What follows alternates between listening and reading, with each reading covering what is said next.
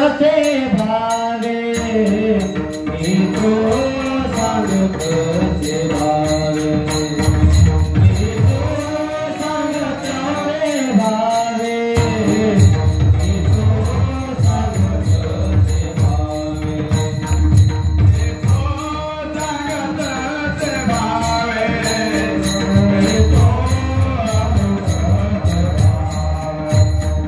मी तो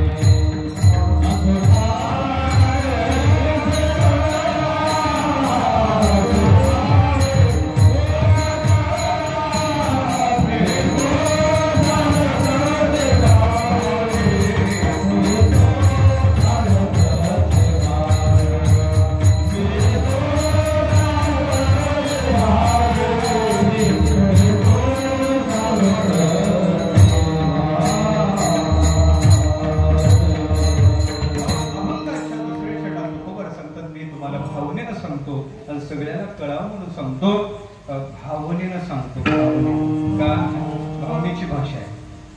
वर्ण विषयाच्या विषयी प्रेम असावं, ज्याला सांगायचं त्याची तळमळ असावी, तिथं भाव नाही. आई बाळाला सांगते, काट्या उन्हात मरू नको, सावलीत मर. मी मरायचं आहे, मरच आहे ना, मरू दे ना उन्हात. उत्तर आहे भाव नाही, भावना. तसं तुम्हाला संत कळावे, तुमचा आमचा ऐत होऊ नये, संतांचं वास्तव स्वरूप कळावं, ही तुकोबाराची तळमळ आहे. म्हणून तुकोबारा सांगतात, मी तो सांगत असे भावे भावने सांगतात. आई सांगते, शिक्षक सांगतात, शिक्षक सांगतात ते बुद्धीनं सांगतात. आणि भावनेची भाषा हृदयाची असते. आई सांगते ते हृदयातून प्रेमानं सांगते. तद्वत संत आईच्या हृदयाला सांगतात, मी तो सांगत असे भावे. आणि असो ठावे सगळ्याला कळावं म्हणून सांगतो. सगळ्याला कळावं. काही गोष्टी कायला कळाव्या आणि काही गोष्टी सगळ्याला कळाव्या. घरात बायको मारते, चौकात कळावं का? या गोष्टी कळण्यात फायदा. ही सांगते की आमची बायको, तुम्हाला काही कळत नाही, तुम्हाला अक्कल नाही. हे मला दररोज म्हणते, हे चौकात नाही कळता कामा नाही. काही गोष्टी कळू नाही, शल्य कळू नाही, वर्म कळू नाही, तशा 9 गोष्टी सगळ्याला कळू नाही. रामायणात सांगितलं 9 गोष्टी कळू नाही. गड्या पुढे गेलं सांगत नाही मी तुम्हाला. 9 गोष्टी तशा सगळ्याला कळू नाही, कळू नाही. किंवा आपल्या बोर्ड आपल्या घरी येतात, तुमच्याकडे काय पीक कोणतं आहे सध्या? मका आला. कपाशी नाही, मका गेलेला आहे. आणि मक्याचे जे पैसे आलेले आहेत ते कपाटात ठेवलेले आहेत. कपाटात ठेवलेले मक्याचे 30 लाख रुपये. इथं माहितीवर आला, सांगू लागला, ऐका आमच्या घरी आमच्या मक्याचे 30 लाख रुपये आले, आमच्या घरच्या कपाटात ठेवलेले. असो ठावे सकळा. जमल का? एखादा चांगला ऐकणारा भेटल तर असो ठावे सकळाच कर. आलं का लक्षात? नाही जमायचं. काही गोष्टी सगळ्याला कळून जमत नाही. आलं का लक्षात? आणि काही गोष्टी सगळ्याला कळाव्या. ऐका, शल्य कळू नये, वर्म कळू नये. बॉर्डरवर सैन्य लढते.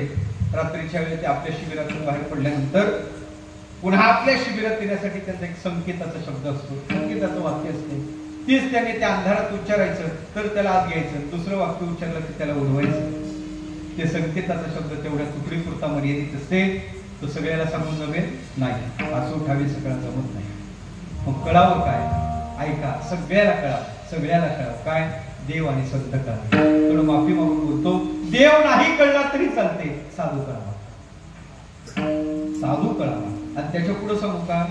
साधू साधू म्हणून कळू नाही, साधू देव म्हणून कळवा. तुकोबाराची व्याख्या आहे.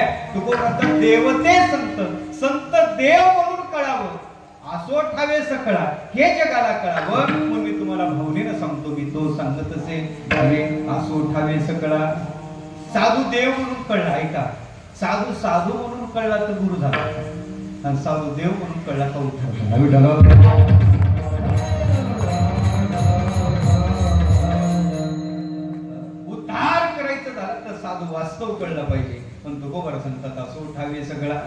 आणि खरं सांगू का, देवापेक्षा साधू श्रेष्ठ आहे. देवापेक्षा देवापेक्षा संत श्रेष्ठ आहे. वारकरी संप्रदाय देवापेक्षा साधूला श्रेष्ठ मानणारा संप्रदाय. आणि मानावं देवा, गुरु गोविंद दोनों खडे काको लागे पाव, बलिहरी उस गुरु की जिसने गोविंद बताव. देवापेक्षा साधू श्रेष्ठ आहे. काय श्रेष्ठ आहे? तुकोबरंतीचे दोन फरक आपण सांगितले. परमात्मा निर्गुण निराकारी, निराकारी ओस दिशा.